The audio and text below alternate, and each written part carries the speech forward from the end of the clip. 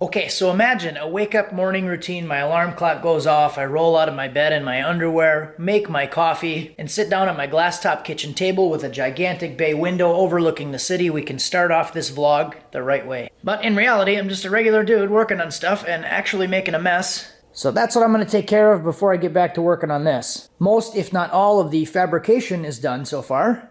So obviously I have like some metal and stuff I need to clean up, put all my saws and tools and everything away. I'm probably done with the welding station for a little while, so I'm just going to clean all this stuff up because it drives me nuts. And then I can refocus and get back to this thing. I did buy a different thermostat housing. I got the one that went straight out. This is a swivel, so it can really go wherever I want.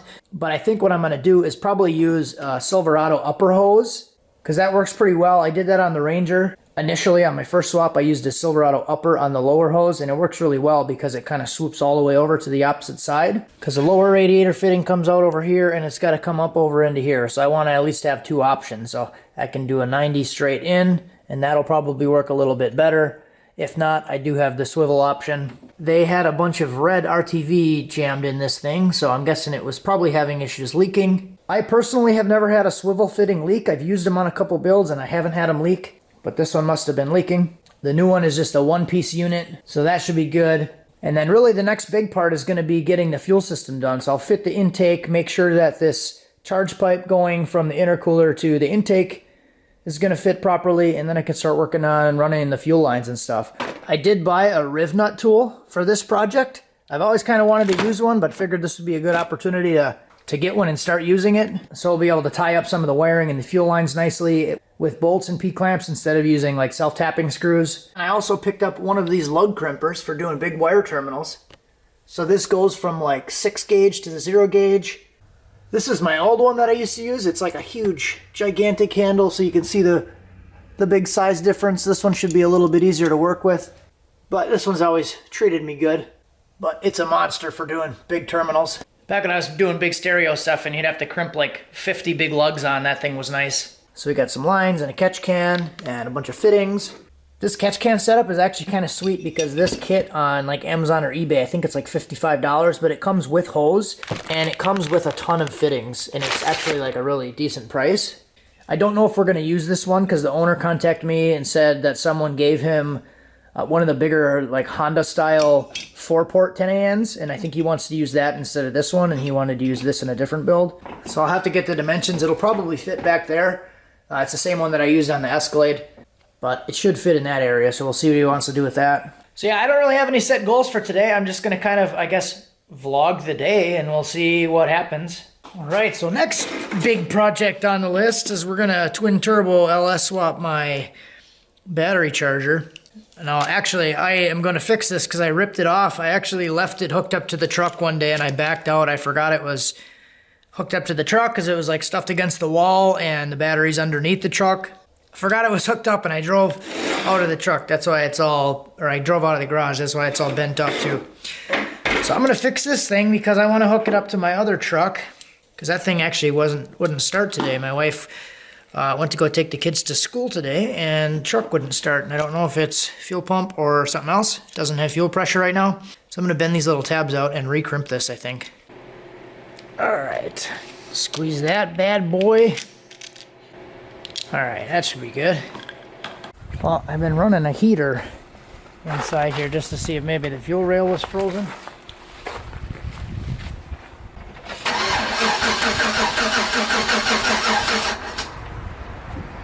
I'm just gonna put the battery charger on it. So I don't know if it's frozen or if the pump's not working. It was like 17 below today, so it could be frozen. And I've been cranking it a bunch, so battery's getting a little sluggish. The other truck started up just fine though, so you know.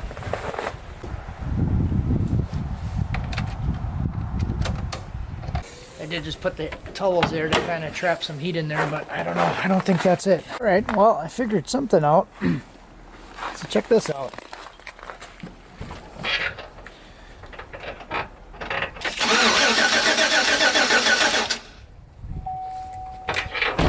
Doesn't start. So I took the fuel pump relay out and then switch it with the AC compressor relay.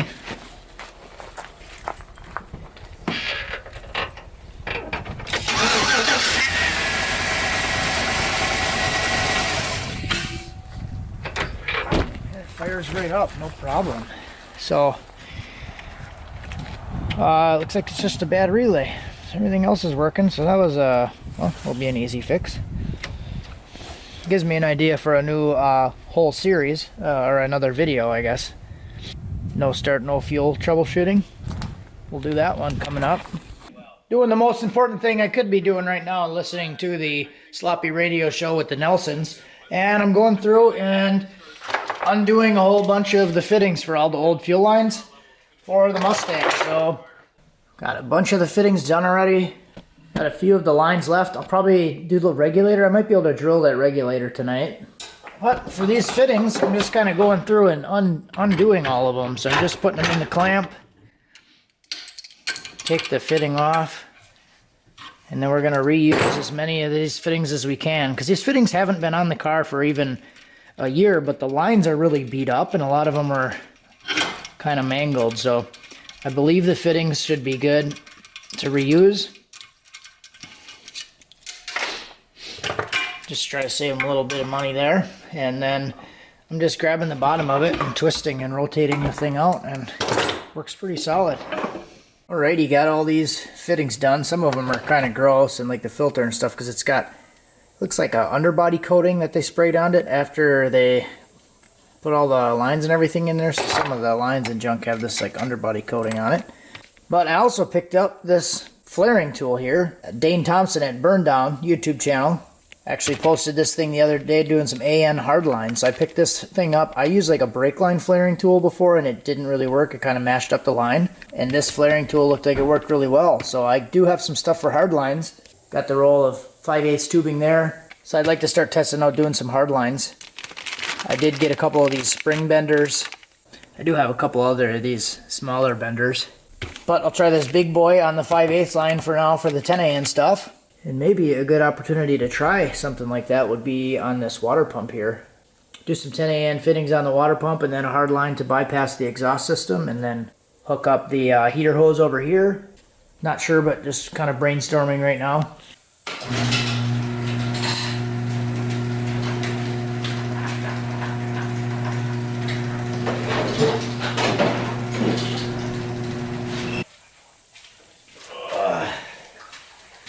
Alright, get in the gas tank.